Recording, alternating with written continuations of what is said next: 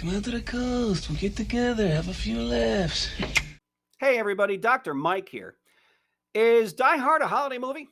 Sure, it is. That was just clickbait to get you in here so we could assess whether the main villain, Hans Gruber, is a transactional or transformational leader.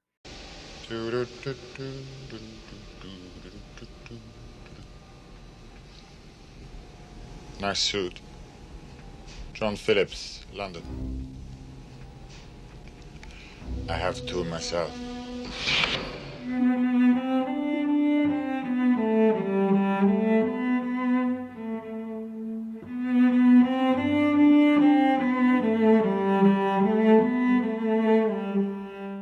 Hey, everybody, Dr. Mike Lohle here, your favorite analytics and management instructor.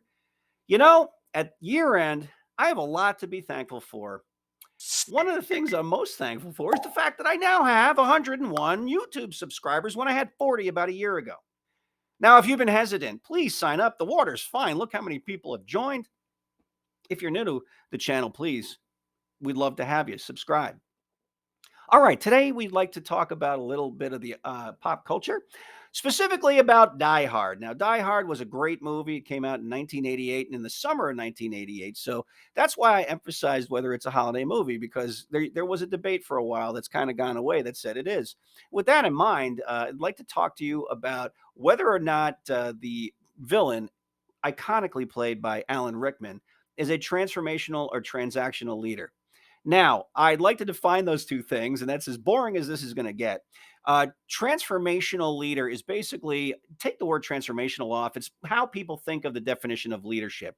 You know, it's motivating people to achieve stretch goals that seemed heretofore to be beyond their grasp, and they reach deep inside to do that and really motivate people. And there's a lot of definitions about it, but that's mine and my words. Okay.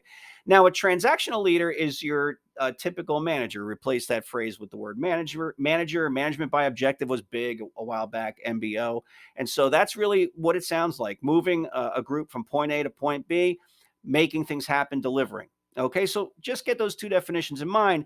What I'd like to do is start by in emphasizing what I know is a transformational example of leadership in film, and that is pretty much all of the James Bond villains. One of the things that you always have is a villain talking about their vision for world domination. Now, the prototypical one was the one that came out in Goldfinger in 1964. That's where Auric Goldfinger is talking about setting off a nuclear device in Fort Knox. Let's check it out.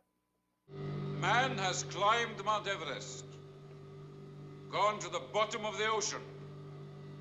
He has fired rockets to the moon, split the atom, achieved miracles in every field of human endeavor, except crime. Which brings us to Die Hard. Now, Die Hard is very interesting from the fact that everything came together for that film. I would say that especially Bruce Willis made out really well in that film, because prior to that, he was known as a wisecracking sort of romantic lead.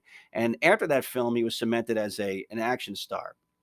This is a great scene where, you know, that's an early confrontation between Bruce Willis's everyman James Bond, John McClane, and Hans Gruber, the urbane villain of the piece that brings what appears to be a group of terrorists to interrupt the holiday party.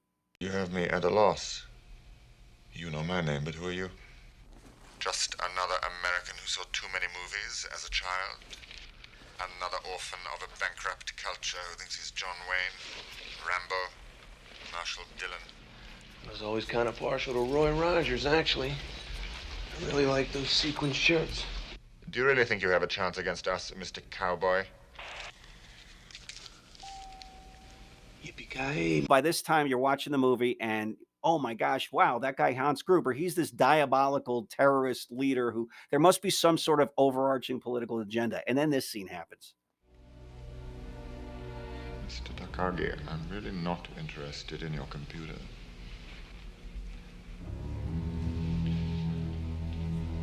But I need the code key because I am interested in the $640 million in negotiable bearer bonds that you have locked in your vault. And the computer controls the vault. I want money. What kind of terrorist are you? Who said we were terrorists? I thought that was like the massive head fake to end all head fakes. I was like, oh my gosh, the guy is basically just there to rob what amounts to be a massive bank at the Nakatomi Plaza, which is the building that they're in. Wow. Right. And, for our definition, that's the very definition of transactional leadership. Hans Gruber is a transactional leader. He is. He doesn't care who he kills and how he gets there. He just wants his money.